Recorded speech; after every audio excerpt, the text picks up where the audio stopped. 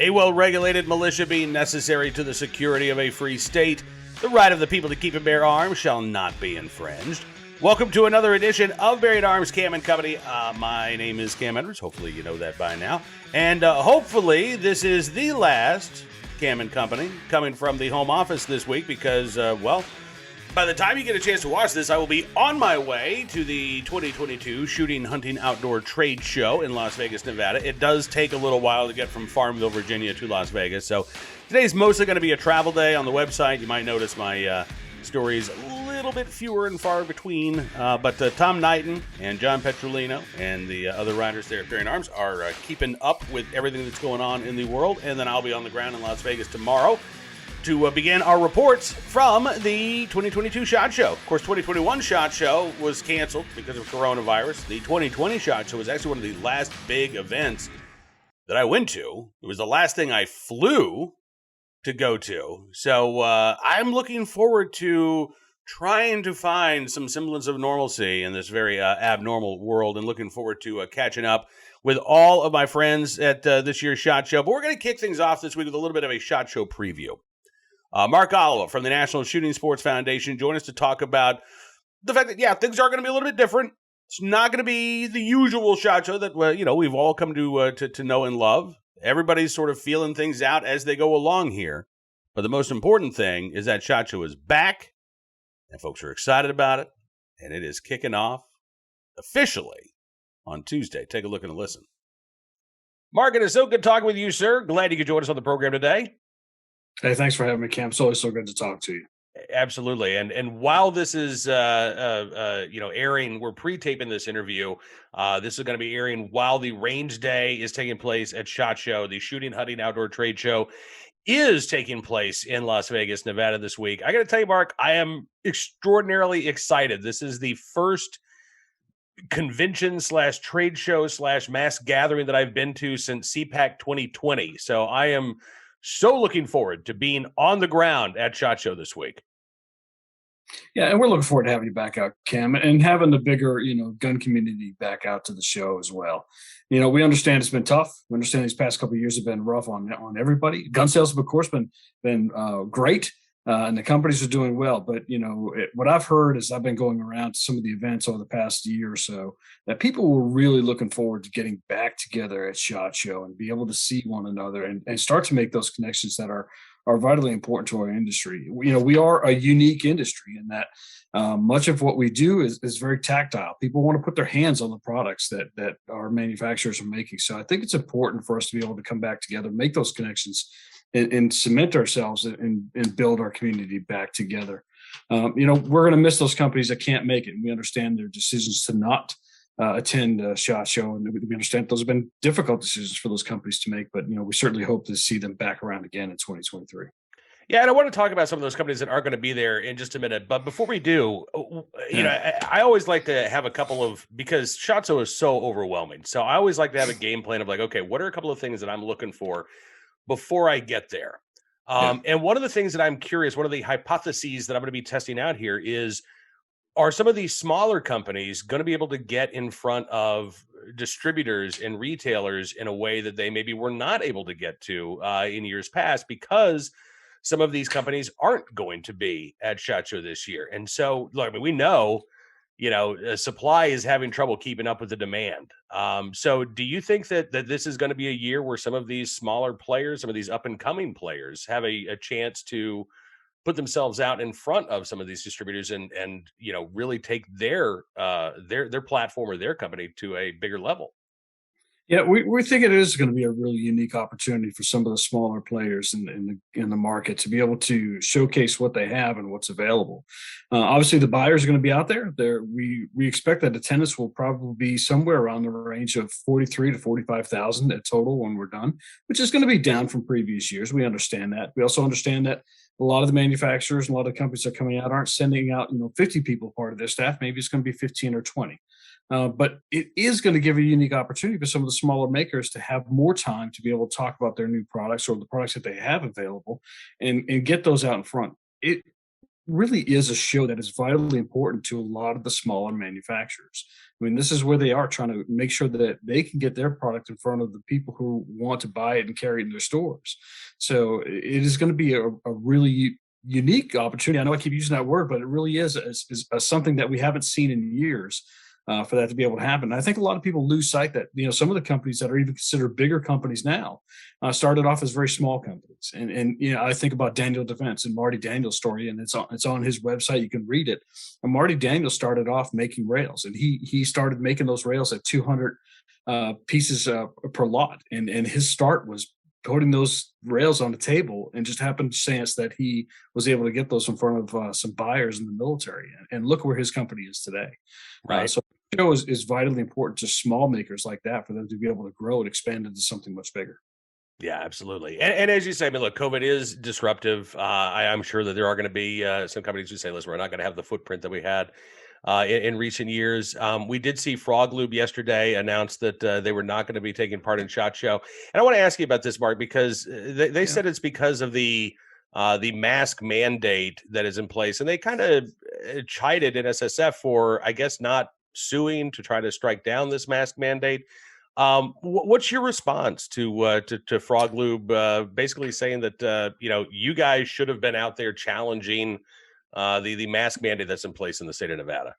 Yeah, we're sorry Frog Lube's not going to be able to be out there, but I'll be honest, Frog Lube made that announcement without reaching out to anybody within NSSF. We found out after the fact, after they posted that up. So they hadn't reached out to us about their concerns. We are a trade association. We're in the business of doing business, and we really wanted to be able to put this show on, but we had to do that within the left and right lateral limits of what the government of Nevada said. And this is what the government of Nevada and the Clark County Commission said that we had to do. We either had to have vaccine, passes like, or people showing shock cards like CES did, or we're going to have to do, full masking indoors. And we believe that full masking indoors is probably going to be the most appropriate way for us to go ahead and do this. None of us want to wear a mask. None of us want to have to, be bothered by it. And it is an inconvenience, but this is an inconvenience that we believe that is probably something that we're going to have to bear through to be able to put the show on. The show is more important than trying to take some kind of pivotal stand. I mean, there's just so much money and so much business tied up. We understand Frog Lube's concerns, but when people start to get concerned that NSSF hasn't been standing up for their rights, I point them back to, especially there in Nevada. Frog Lube is a Nevada-based company. They have every opportunity just to bring any kind of redress against their government, to include their governor, and I'm not aware that they've done that. But on the opposite end, NSSF has also been on the front end of making sure that we're able to keep companies like Frog Lube and other companies in the firearm industry in business in the state of Nevada. We work to prevent bans on precursor parts that people use for repairs or to make their own firearms in their home. We push back on bans against ARs and magazine bans. We push back against gun-free zones that they were trying to push right there on the Strip in Las Vegas, which would have made it very difficult for us to be able to have the show. We have been standing up for people to be able to exercise their Second Amendment rights. Again, we're a trade association. We're not a Second Amendment rights organization like NRA or Gun Owners of America or Second Amendment Foundation, although we do get involved in some of these issues. But we're in the business of doing business, and we want to make sure that our members, our manufacturers, our companies are able to do the business that they need to do to stay in business and be profitable. Speaking of the business of the firearms business, I had the opportunity to speak with South Dakota Governor Kristi Noem on Cam and Company last week, and she is going to be at SHOT Show along with a number of other governors who states have seen huge benefits as we've seen this sort of reshifting from gun companies leaving these increasingly anti-gun states and moving to friendlier pastures. What can you tell us about this event with these, governors who are glad and happy and opening their arms to welcome these gun companies to their state? Yeah, so we had the unique opportunity. We've always had a couple of governors come through SHOT Show. Governor Hutchinson from Arkansas has been there typically every year that he's been in office. We have had the Wyoming's Governor Meade, prior to Governor Gordon, and Governor Gordon has been coming to SHOT Show. And Georgia has always sent out folks from their economic development team. We've had several other governors come through from time to time, but this was a really unique opportunity as we started to see more governors saying, yeah, I think I want to come out to SHOT Show and I want to talk to people in your industry. And they're there to not just look at the really neat products, but they're there to talk about bringing those companies to their states. We can look back and we can see that Magpul, when they had to make the decision to leave Colorado and went to Wyoming, Wyoming's governor and government was very much involved in trying to attract that business there. Governor Meade was standing right next to Adam Weatherby several years ago when they made the announcement right there on the SHOT Show floor that Weatherby was going to pull up their roots from California and move out to Sheridan, Wyoming, where they're making firearms today. So this is a unique opportunity. And so what we've done is be able to get 8 of these governors. We've unfortunately had one that had to back out.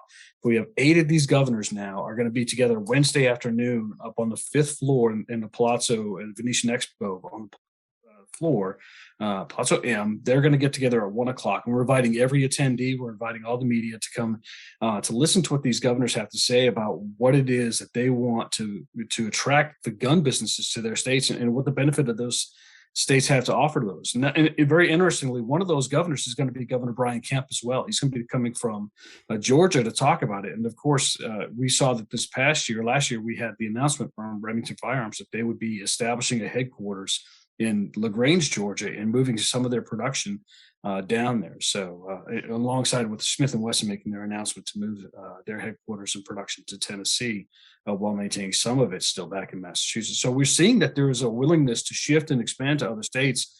We've been kind of keeping track of that, but these are companies, these are governors who are very hungry to bring that business. I'll point to another. Governor Stitt is very eager to bring businesses to Oklahoma, but it's not just him. The legislature this last year actually sat down and did an economic development study to decide what did they need to do as a legislature to make it more attractive to bring gun and ammo businesses to Oklahoma. So these are all states who are very competitive and very interested in talking to these manufacturers and bringing them in. Again, I mean, I think this is just one of the subplots that we're going to see at this year's Shooting Hunting Outdoor Trade Show, which kicks off again officially on Tuesday in Las Vegas. But we've got Range Day taking place today. Again, we're going to be reporting from SHOT Show throughout most of the week. Mark, I'm looking forward to getting a chance to see you in person for the first time in a couple of years. I think this is going to be a tremendous event. I am so looking forward to it, and I'm so glad you could join us on the program today to give us a little bit of a preview. I appreciate you having me, Cam. I look forward to it. And maybe somewhere along the way in SHOT Show, we can actually get an official length on that beard because it's been going for a couple of years. I know everyone's been watching your grow. Everyone's excited. I think we need to get a marker on the wall to see where you're at now. So, but I'm excited to see you again, Cam. And we can do that. We can maybe measure it like in terms of, barrel length, I guess, right? Yeah, barrel length, or maybe assign like different brackets for caliber of firearm. So is it a 9mm size or is it right? Is it a 36?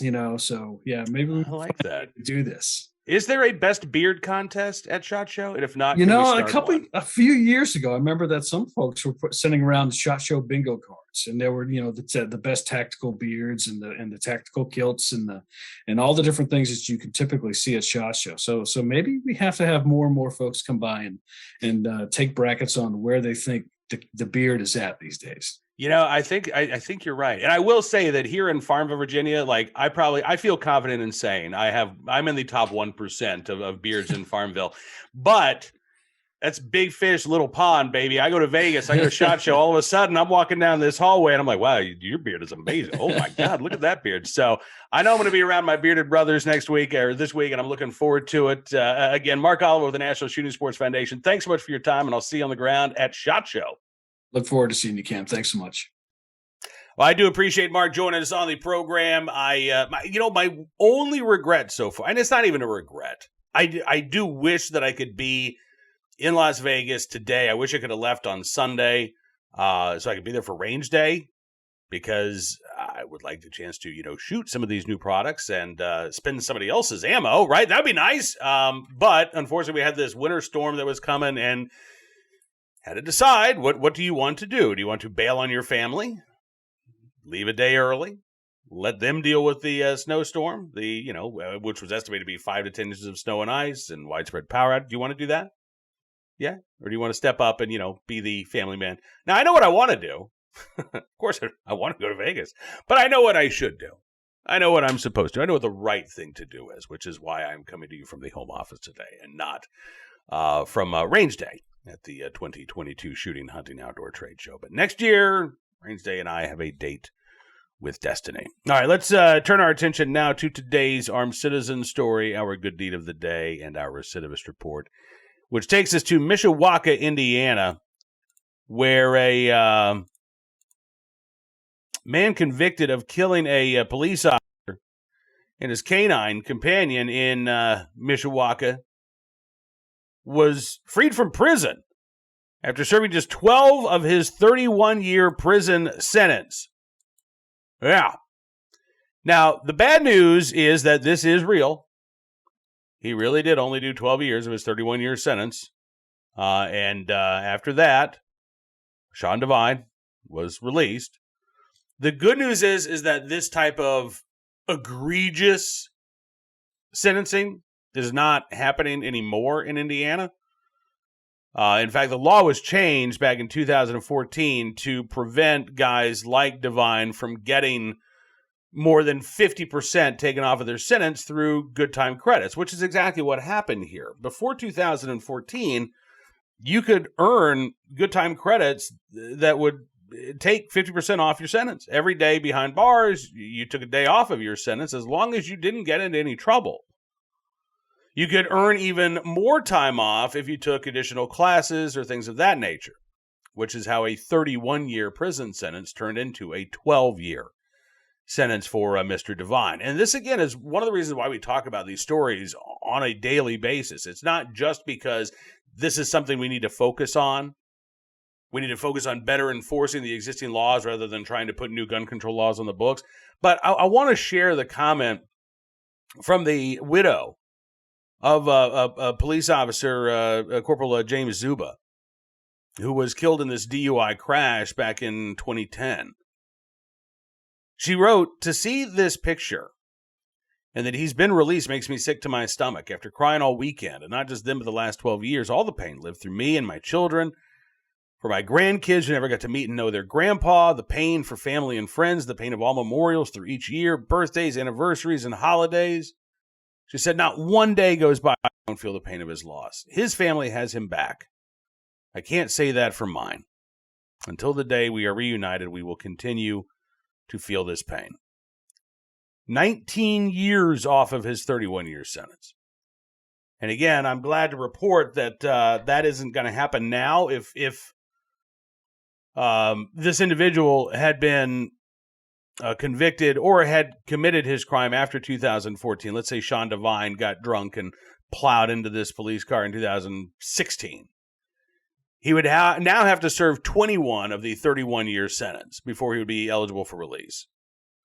That is, I still believe, like, if you get sentenced to 25 years, it should be your 25 years, but whatever.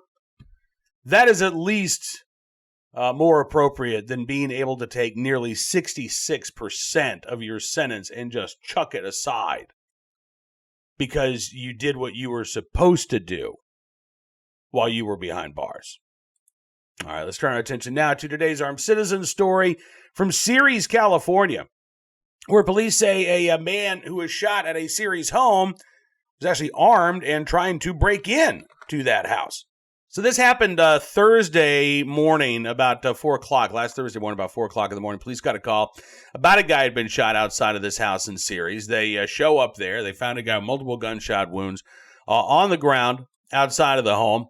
They start investigating, and they figure out that Anthony Robledo was the individual in question, and that the homeowner inside, or at least one of the homeowners inside, had seen Robledo trying to crawl through this back bedroom window with a gun. And that's when he fired his own shots. Robledo was hit, taken to a local hospital. Last report remains in critical condition. They're not sure why Robledo was trying to get into the home, but hopefully they'll be able to interview him, get some answers before officially filing charges. And finally today, our good deed of the day. In the right place at the right time, willing and able to do the right thing, a pair of police officers in St. Clairsville, Ohio, who helped deliver a baby more than 1 week ago. It was last Sunday night when the officers in question got a call about a woman who was screaming over the phone at a local motel there in St. Clairsville. So, officers Kevin Yates and Andy Klotz they headed out. They got there, and they said she was in pain. Both of us identified that she was absolutely in labor. We talked her through some stuff, tried to calm her down, and we delivered the baby. That's what Officer Kevin Yates had to say. Yates said the baby was coming. There was no choice. Baby said, I'm coming, and she was here. Klotz said it is not too often a police officer gets a call to deliver a baby, but in this case, the two gentlemen, even though they never had to do this before, they are both fathers themselves. They said that they tried to remember what the doctor did when they were in the delivery room for their wives. Officer Klotz said our natural instinct kicks in, which happens a lot for pretty much any kind of call we get. Officer Yates and I worked very well together, and we were able to come together and do what needed to be done. So no complications, a healthy baby girl, 6 pounds, 3 ounces. This is kind of the sad thing is, like, they don't know who the mom is. They would love to be able to, help, maybe deliver a gift or two for this new baby girl. But they said they don't know where she went when she checked out of the hospital. They said, we don't have that info. So that's the worst part of their career. We probably won't know. Well, regardless of whether or not they have the opportunity to run into this new family again, in the right place at the right time, willing and able to do the right thing. Officers Yates and Klotz, they're in St. Clairsville, Ohio. We thank you for your very good deed. All right, that is going to do it for this edition of Bearing Arms Cam and Company. I want to thank you, as always, for joining us on the program. I will see you tomorrow, fingers crossed, knock on wood, from Las Vegas, Nevada, in the 2022 Shooting, Hunting, Outdoor Trade Show, where we're going to have several days of great coverage for you. Looking forward to it. My writing maybe a little spotty as I'm running around trying to cover things, but we've got you covered back at home with Tom Knighton and John Petrolino and the great folks at Bearing Arms. So make sure you continue to check out the website for the latest Second Amendment news and information. If you like what you see, by the way, you can also become a VIP subscriber. You just use the promo code GUNRIGHTS at bearingarms.com/subscribe, and you get a significant discount on your savings. Not only will you be helping to support the independent Second Amendment journalism we do at Bearing Arms, but you will also get exclusive analysis and commentary you won't find anywhere else as our way of saying thank you. And we really do appreciate your support. It means a lot to us, and we are looking forward to covering our right to keep and bear arms from the Supreme Court to SHOT Show in 2022, getting things kicked off the right way. We'll see you from Las Vegas, Nevada. Until then, be well, be safe, and be free.